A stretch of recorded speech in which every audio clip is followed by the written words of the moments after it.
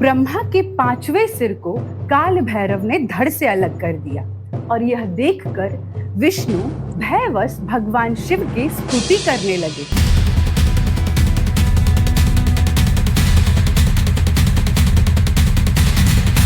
Hello friends, मैं हूँ गरिमा और गरिमा ओरिजिनल्स और गरिमा ऑफिशियल के इस एपिसोड में हम बात करेंगे ब्रह्म हत्या की। जैसा कि हमने पिछले एपिसोड में देखा था कि ब्रह्मा और विष्णु के बीच में अपनी श्रेष्ठता को लेकर छिड़ा विवाद शांत नहीं हो पा रहा।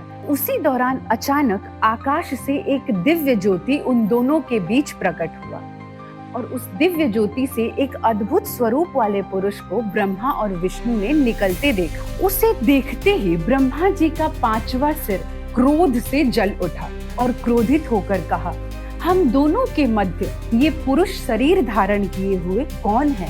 ब्रह्मा जी ये कह ही रहे थे कि उन्होंने देखा ये तो भगवान शिव है। उन्हें देखते ही उन्होंने कहना शुरू किया, हे नीललोहित, हे चंद्रशेखर, मैं तुम्हें जानता हूँ, डरो मत। तुम पूर्व समय में मेरे ललाट प्रदेश से रोते हुए उत्पन्न हुए। मैंने ही रोने के कारण तुम्हारा नाम रुद्र रखा था। हे पुत्र, मेरी शरण में आओ, मैं तुम्हारी रक्षा करूंगा। ब्रह्मा की ऐसी अहंकार युक्त वाणी सुनकर भगवान शिव अत्यंत क्रोधित हो गए और उन्होंने क्रोध से एक भयानक स्वरूप वाले पुरुष भैरव को उत्पन्न कर कहा, हे काल भैरव, सर्वप्रथम तुम इस पद्मयोनि ब्रह्मा को दंड दो। तुम संसार का पालन करने में सर्वथा समर्थ हो, उसका भरण पोषण करने से तुम भैरव कहे गए हो। तुमसे काल भी डरेगा, अतः तुम काल भैरव कहे जाओगे। भगवान शिव की आज्ञा पाकर काल भैरव ने उसी समय अपनी बाईं उंगलियों के नखों के अगले हिस्से से ब्रह्मा का पांचवा सर, जो अहंकार भरी बातें कर रहा था,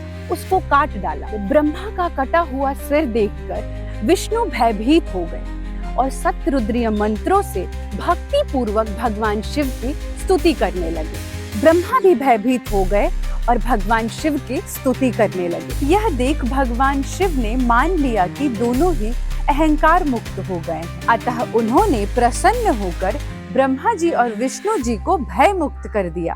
यद्यपि काल भैरव ने भगवान शिव के कहने पर ही ब्रह्मा जी को उनके अहंकारों का दंड दिया था, इसके बावजूद भी उन पर ब्रह्म हत्या का दोष लगा। भगवान शिव ने काल भैरव को ब्रह्म हत्या से मुक्ति का क्या उपाय बताया, यह जानेंगे गरिमा ओरिजिनल्स और गरिमा ऑफिशियल के अगले एपिसोड में।